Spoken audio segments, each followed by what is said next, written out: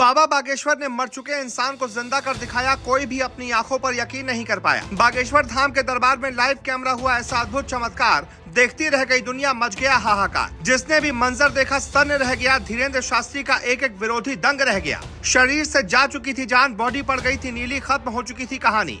फिर बाबा बागेश्वर ने दिया जीवन दान। जिसे डॉक्टरों ने मृत घोषित कर दिया था, वो बालाजी के आशीर्वाद से अपने पैरों पर खुद चलकर आई धाम। आप भी कमेंट में लिख दो जय श्री राम। इसका लंग्स का और हार्ट का प्रॉब्लम हो गया, तो मैंने उसको हॉस्पिटल में एडमिट करवाया।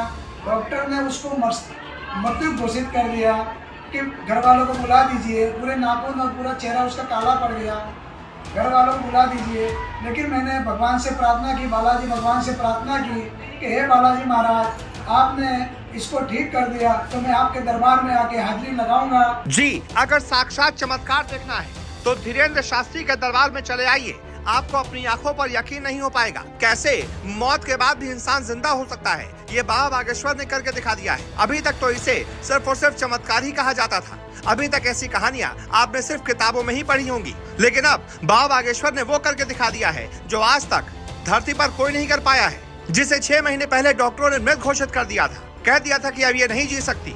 बताइए, 6 महीने बाद वो अपने पैरों पर चलकर खुद बाबा बागेश्वर धीरेन्द्र शास्त्री के दरबार पहुंची है। इसे चमत्कार नहीं तो और क्या कहेंगे। बाबा बागेश्वर के आगे साइंस भी फेल हो गई। किसी को भी अपनी आंखों पर यकीन नहीं हुआ कि आखिरकार एक मरा हुआ इंसान कैसे जीवित हो सकता है। ये चमत्कार देखकर लोग बाबा बागेश्वर को सीधा भगवान मानने लग गए हैं। उनके तारीफों में कसीदे पढ़ रहे हैं, उनके कदमों में नतमस्तक कर रहे हैं कि आखिरकार ऐसा हो कैसे सकता है। आपको बता दें, राजस्थान के रहने वाले जगदीश की पत्नी जूली का इलाज चेन्नई में पिछले 6 महीने से चल रहा था। एक बहुत बड़ा अस्पताल था जहां पर उनका इलाज चल रहा था। उनको कई सारी बीमारियां थी। फिर लगभग 6 महीने पहले डॉक्टरों ने उनकी पत्नी को इलाज के दौरान मृत घोषित कर दिया और जगदीश से कह दिया कि आप इन्हें घर ले जा सकते हैं और इनका अंतिम संस्कार कर सकते हैं। ये कहकर डॉक्टर वहां से निकल लिए थे।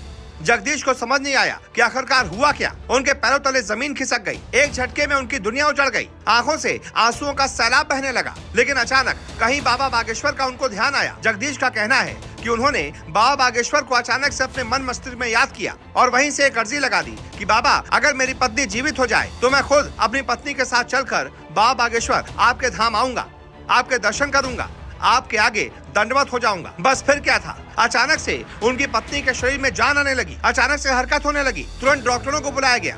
डॉक्टरों ने इलाज करना शुरू किया और धीरे धीरे पूरी जान वापस आ गई। फिर इलाज चला और 1 महीने इलाज चलने के बाद उनकी पत्नी पूरी तरीके से ठीक हो गई। जिसके बाद जगदीश अपनी पत्नी को लेकर अब बाबा बागेश्वर के धाम पहुंचे, जहां पर उनकी मुलाकात पंडित धीरेन्द्र शास्त्री से दरबार में करवाई गई। जहां जगदीश ने सारी बातें खुद बताई और कहा कि उन्होंने दरबार में अर्जी नहीं लगाई थी, कोई पर्चा भी नहीं कटवाया था, बल्कि मन में ही अर्जी लगाई थी और बाबा बागेश्वर की कृपा से उनकी अर्जी वहीं से सुन ली गई। जगदीश ने कहा कि बाबा की कृपा से आज मेरी पत्नी जिंदा है और हम दोनों बहुत खुश हैं। बड़े बड़े अस्पतालों में इलाज के लिए मना कर दिया गया था।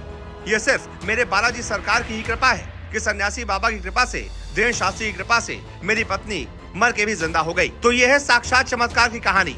बताइए, आपको अपनी आंखों पर या फिर अपने कानों पर यकीन हो पा रहा है? शर्तियां नहीं हो पा रहा होगा। आजकल के जमाने में कहाँ कोई मरकर जिंदा होता है, लेकिन ये ईश्वरीय शक्ति है। इसके आगे पूरी दुनिया बौनी है। वाकई आस्था और विश्वास से वो हो सकता है जिसे दुनिया चमत्कार कहती है। तो कैसी लगी आपको बाबा बागेश्वर की ये कहानी? जो भी आपकी राय हो कमेंट करके बताएं और इस वीडियो को ज्यादा से ज्यादा शेयर करें।